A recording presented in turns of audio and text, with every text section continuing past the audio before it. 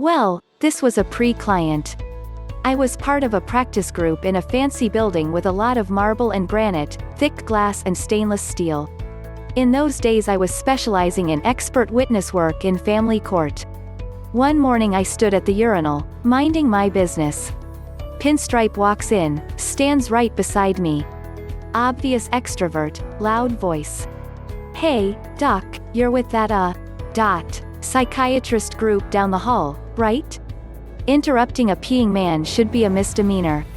It's simply not done in more civilized countries. Didn't bother Pinstripe. I recognized him from that lawyer group up the hall. I looked straight ahead, gray rock gazing at shiny gray granite. No reinforcement whatsoever. Pinstripe didn't notice my passive aggression, or care.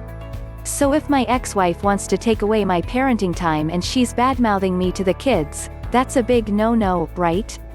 I knew instantly what was up.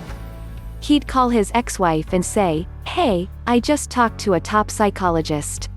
"It's always a top psychologist," he said. "You're alienating the kids from their father is the worst thing you can do, and judges switch custody for it."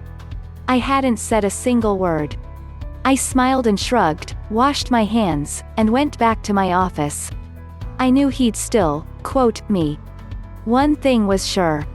If Pinstripe ever tried to hire me for his custody battle, I'd be very busy that year.